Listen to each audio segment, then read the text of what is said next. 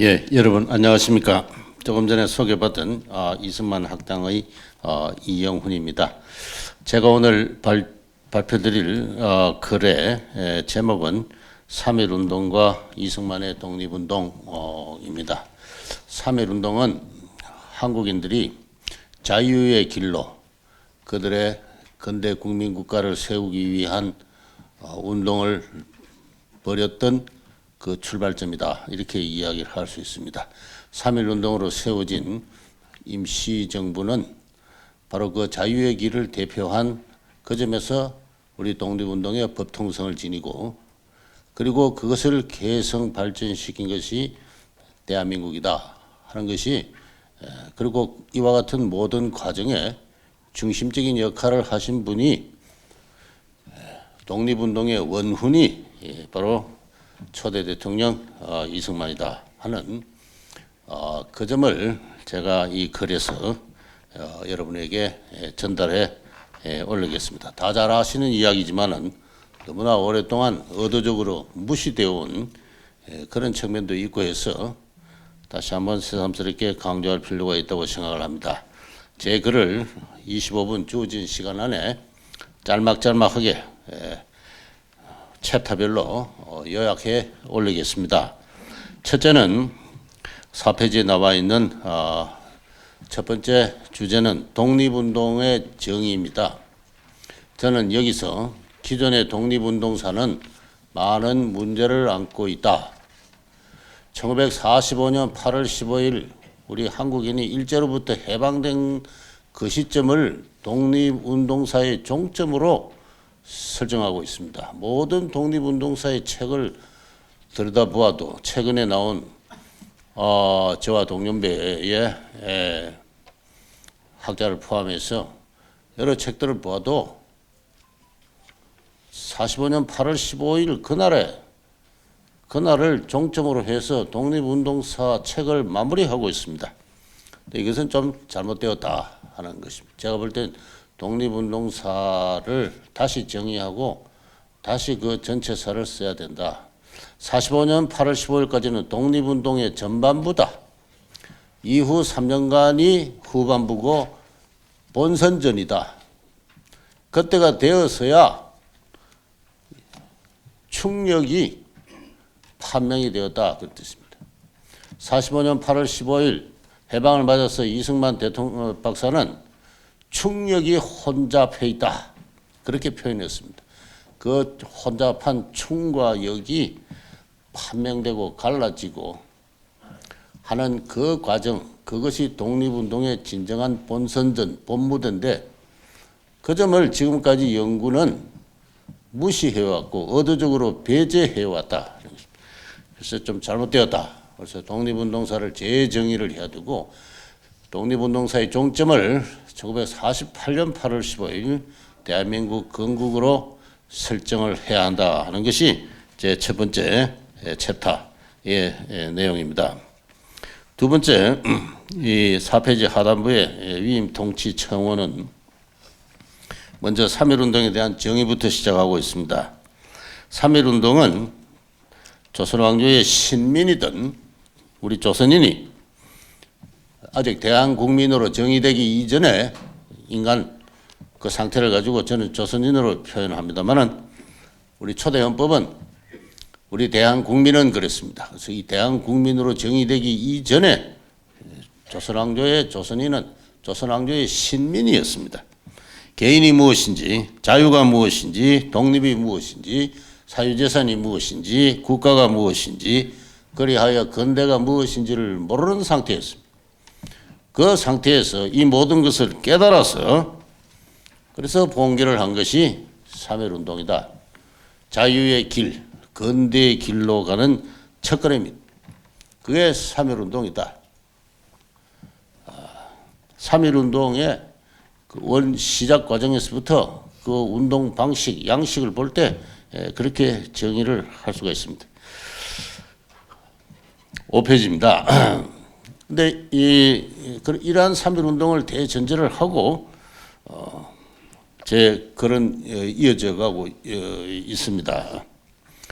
5페이지 보시면요. 3.1운동 이틀 뒤 1919년 3월 3일에 미국의 망명중인 이승만 박사가 미국 윌슨 대통령에게 위임 통치 청원을 했습니다. 장차 한국의 완전한 독립을 보장하는 조건 위에서 국제연맹이 한국을 일본으로부터 분리해서 위임 통치해달라 하는 그와 같은 청원입니다.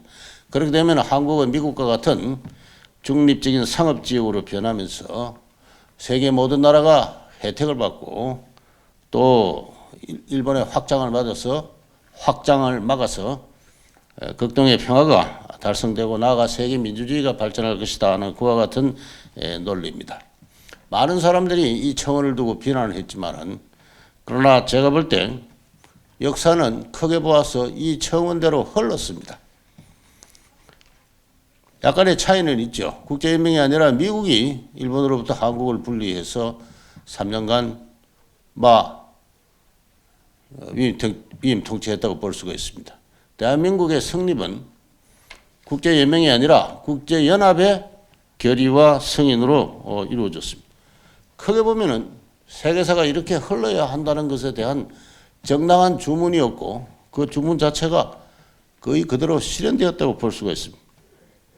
그런데도 사람들은 그 점을 인식하고 있지 못합니다. 예나 지금이나 지금의 각종 책을 보아도 이 위임 통치 청원을 비난하고 있어요.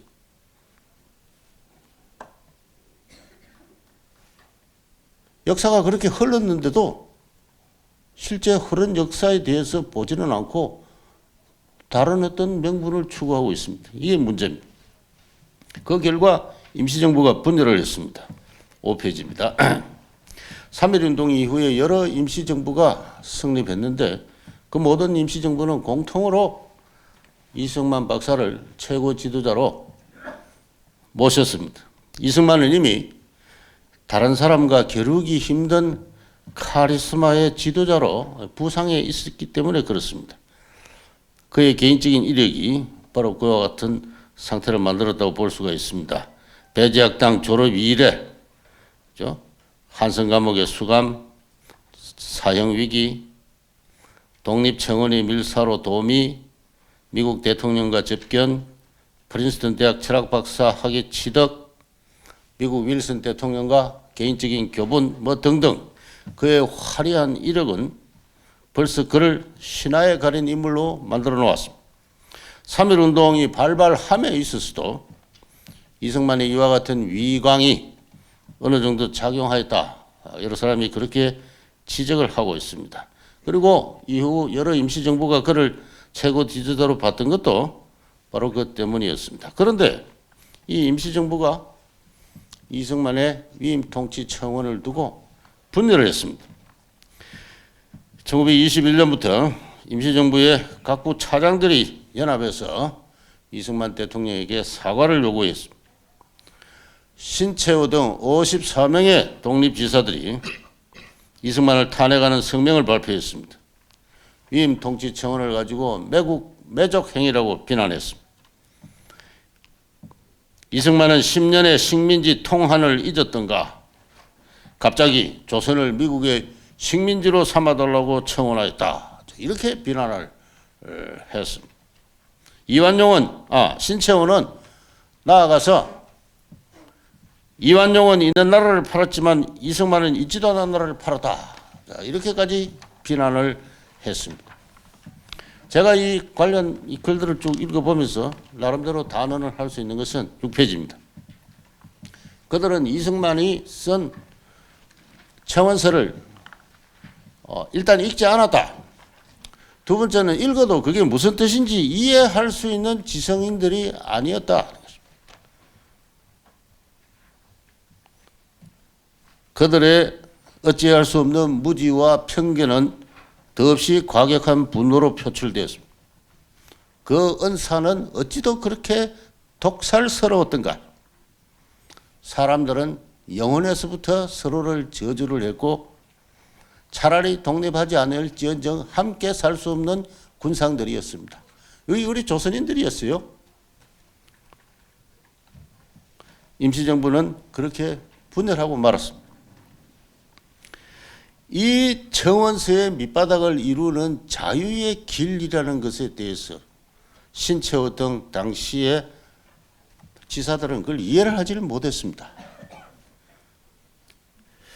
6페이지입니다. 자유의 길이 뭐냐? 이승만이 한성 감옥에서 저술한 독립정신은 자유와 독립이 무엇인지를 체계적으로 설명한 한국사 최초의 정치 철학서입니다. 자유와 독립은 대단히 섬세한 개념입니다. 많은 공부와 많은 독서와 많은 사색과 많은 실천을 통해서 겨우 터득할 수 있는 매우 섬세하고 어려운 개념입니다. 그것을 최초로 종합적으로 서술한 것이 독립정신인데, 이 독립정신을 지금까지도 많은 사람들은, 한국의 역사학자들은, 한국의 정치학자들은 읽지 않아요. 읽고 나서는 편언당구만 인용을 해서 비난을 합니다. 자유란 무엇인가?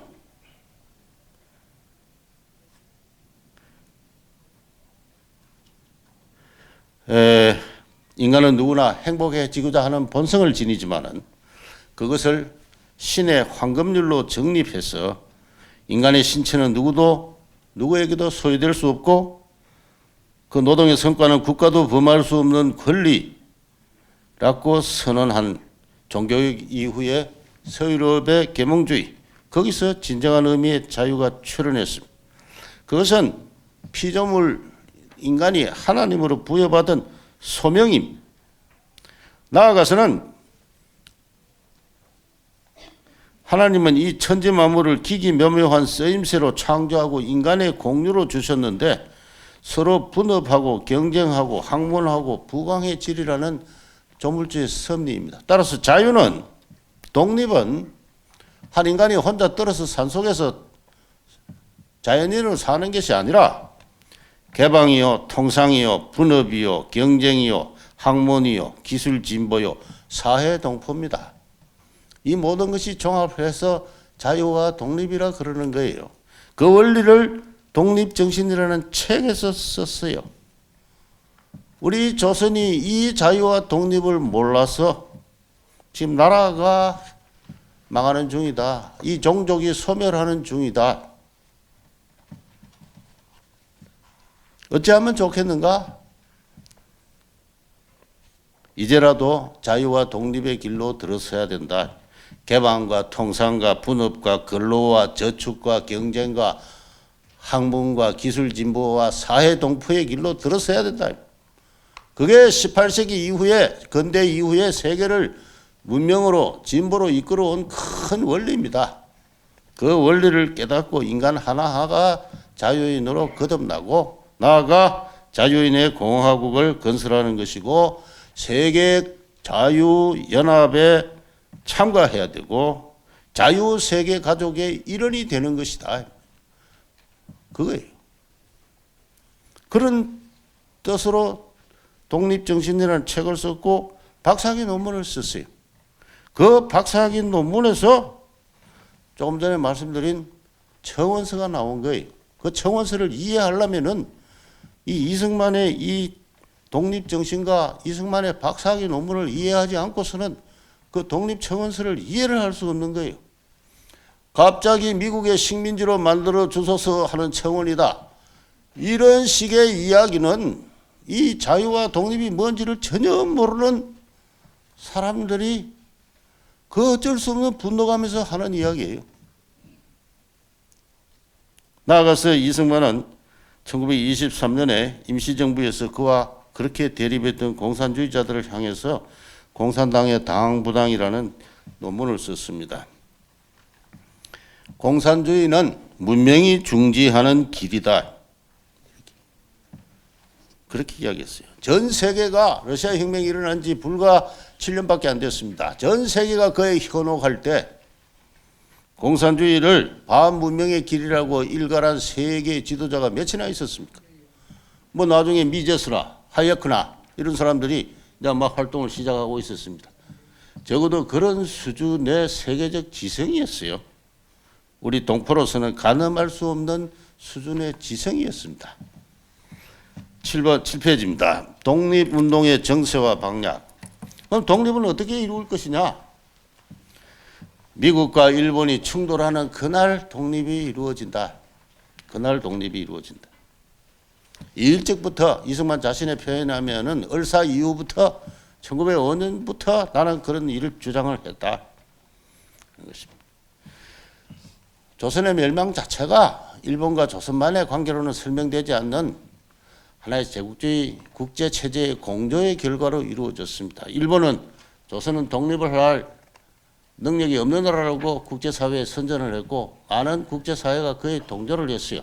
이와 같은 국제적 편견이 깨지지 않고 이와 같은 국제적 공조체제가 유지되는 한 조선은 독립할 수가 없다. 따라서 그런데 언젠가 그 국제적 편견과 공조체제가 깨어진다. 그날이 온다. 미국과 일본은 충돌하기 마련이다.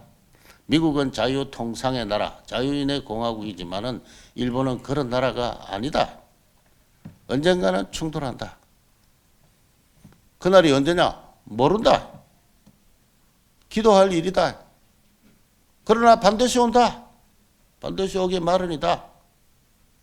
그 이야기 맞습니까? 틀립니까? 역사가 그렇게 됐잖아요. 예. 그렇게 이야기한 다른 독립운동가가 누가 있었어요? 누가 있었으면 말을 안 하겠습니다. 오로지 그 이야기 하나 유일하게 한 분이고 그 길을 따라 걸어온 분이에요. 그걸 가지고 임시정부의 여러 사람들은 외세 의존의 허무주의다. 뭐 이런 식으로 비판을 했어요. 그날이 오기까지 할 일은 두 가지입니다. 첫째는 국제사회에 열심히 나가서 조선 독립의 당위성, 미국이 저지른 외교적 실책, 미국은 그가 저지른 실책으로 인해서 장차 미국도 태워버릴 수 있는 화근을 짚었다. 계속 그 이야기를 하면서 조선 독립의 당위성을 주장하는 것이 한 가지 일이요. 이것이 이제 소위 외교론이라죠. 두 번째는 조선인이 합심담결해서 실력을 양성할 일이다. 동포를 교육해서 동포 사회가 부강해지면은 그때 장차 그날이 오면은 우리의 대포와 우리의 비행기로 외적의 선전포고를 하는 것은 만국 공법이 허락하는 우리의 권리다. 때가 되지 않았는데 한두 사람이 권총과 폭탄을 들고 적의 수개 몇 사람을 해친다고 독립이 되는 건 아니다. 그래서 우선 뭉쳐야 된다. 임시정부를 법통을 중심으로 해서 군대식으로 뭉치자. 하고 싶은 이야기는 좀 삼가해라. 각인의 민주적 발언권은 유보해야 된다. 군대식으로 뭉쳐야 된다. 그렇게 해서 동지회라는 걸 만들고 민주주의는 건국 이후에 하자. 건국되기 전에 서로 뭐 싸우고 옳고 그러니 따지고 말이지 이러는 거 좀 유보하자 이렇게 호소를 했지만 그 호소가 먹혀 들어가지는 않았습니다. 그런데 8페이지입니다. 결국은 그 예언대로 그날은 왔고 그러나 많은 사람들은 그날을 이승만의 이와 같은 독립운동의 정세와 방략을 외세의존의 허무주의라고 비판을 했습니다. 그날 자체가 환상이라고 이야기했어요. 유명한 독립운동가들이 다 그렇게 이야기했습니다. 안창호 선생도 그렇게 이야기. 뭘 해야 되느냐? 중국에서 조선인 마을을 갖고 해야 된다. 다들 그런 이야기를 해요. 그래서 이 둔전이라는 거는 조선인 마을을 갖고 와서 조선인 병사를 양성을 해야 된다는 건데 이게 둔전 방략입니다. 다들 둔전을 이야기했는데 이 1700년 전에 중국의 그 위나라의 조조가 한 정책이에요. 그 조조가 한 정책을 1700년 전에 정책을 꺼내 들고 그렇게 해서 조선인 병사를 양성해야 하려고 했는데 그 누구도 성공하지 못했습니다. 어쨌든 이승만의 그날은 오고야 말았고 이승만의 예언은 적중을 했고 40년 8월에 출간한 일본 내막기는 4개월 뒤에 어김없는 현실로 이게 실현이 되었고 많은 미국인들이 경악을 했고 이승만은 일약 세계 선비로 떠올랐습니다. 1943년 카이로 선언이 조선 인민의 노예 상태를 유념하여 조선을 자유롭고 독립적인 국가로 만들겠다라고 선언한 것은 그렇게 이승만이 심어준 미국인의 양심에 두드린 그 도덕적 책무감의 소산입니다. 이 노예 상태라는 이 말이 대단히 종교적인 표현이에요. 이 종교적인 표현인데 이 종교적인 표현이 이렇게 들어가게 된 것은 그 이 초안을 잡은 이 홉킨스나 또는 이 초안을 승인한 루즈벨트 대통령이 독실한 감리교 신자들이기 때문에 그래요. 그래서 이 성서적인 표현을 들고 나온 겁니다. 그래서 이건 누가 한 것도 아니고 이 루즈벨트 대통령이 최종 쓴 건데 이거는 이승만의 책을 읽었기 때문에 가능한 이야기다라고 이야기를 하고 있습니다. 그런데 왜 이렇게까지 저 독립운동은 결국 분열하고 말았던가?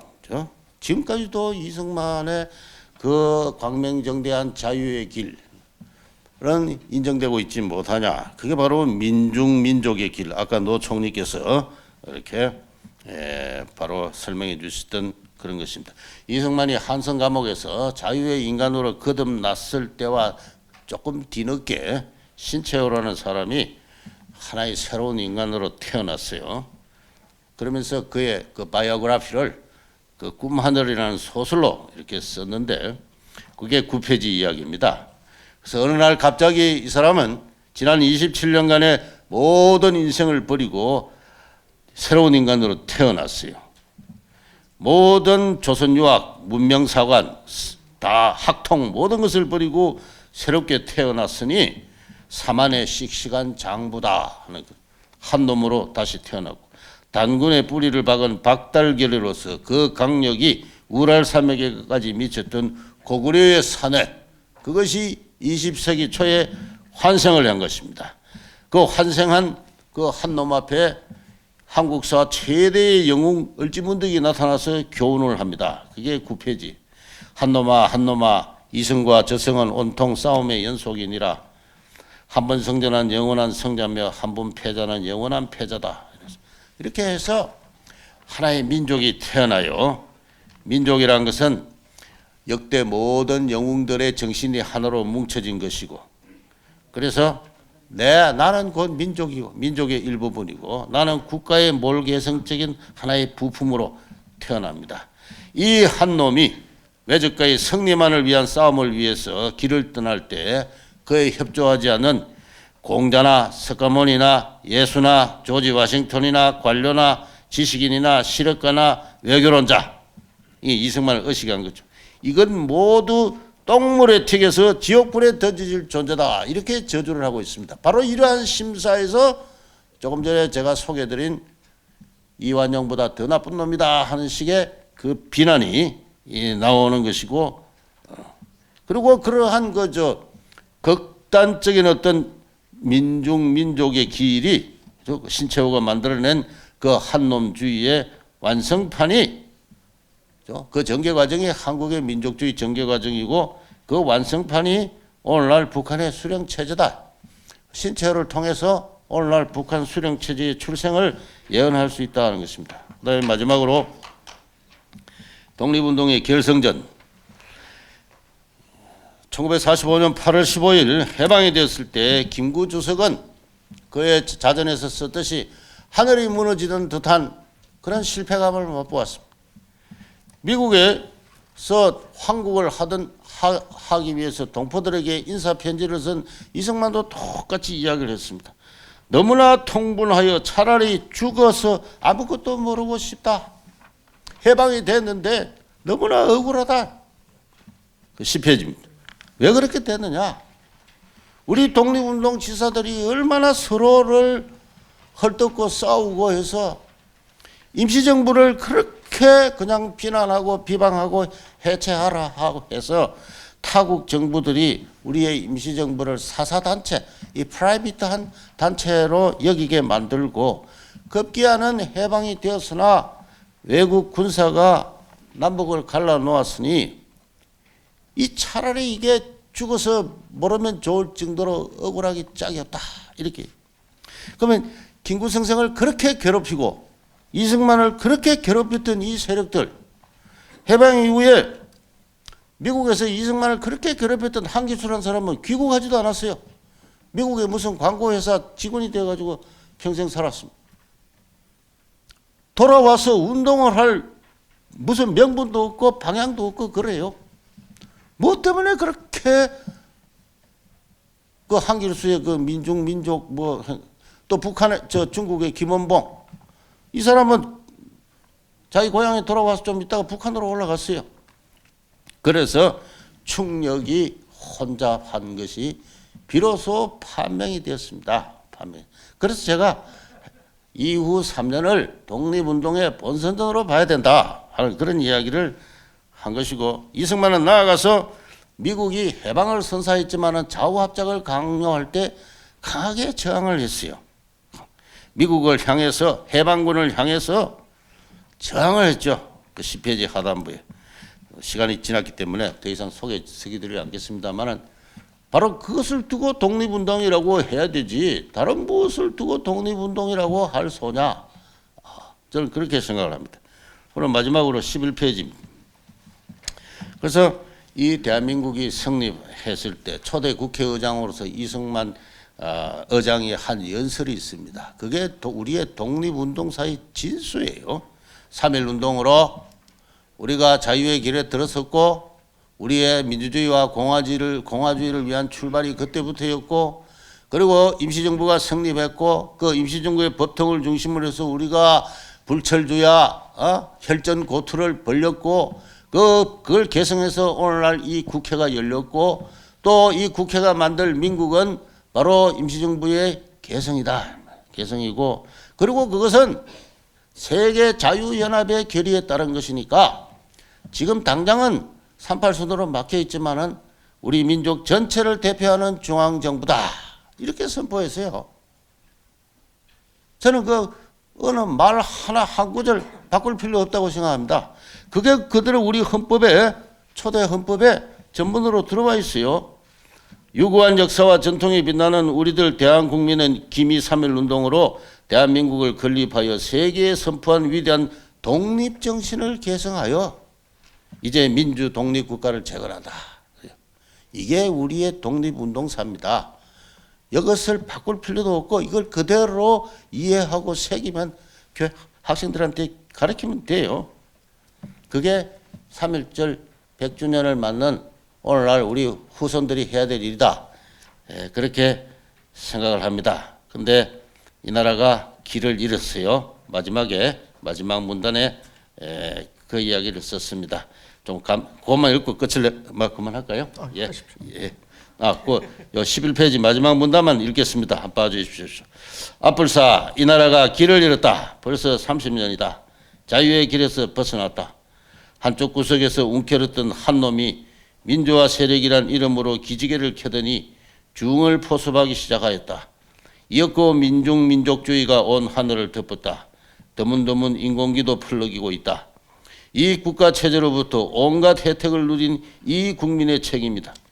그중에서도 대학 교수 나부랭이 지식인의 책임이 가장 크다. 올해는 3.1운동 100주년이다. 민족주의의 난동으로 집권한 문재인 정부의 갖가지 기념사업을 보니 억장이 무너진다. 3.1운동의 법통을 대표하는 인격 이승만 임시대통령, 우리의 초대 대통령을 의도적으로 지우고 있다. 3.1운동을 한 놈의 민중주의로 날치게 하고 있다. 임시정부의 법통에 악착같이 도전한 김원봉 무리를 독립운동사의 주인공으로 환생시키고 있다. 이 중이 어리석고 사악해서 그런가? 다시 만국노가 되어 구천을 떠돌 것인가? 이상입니다. 네, 감사합니다. 이영훈 선생님.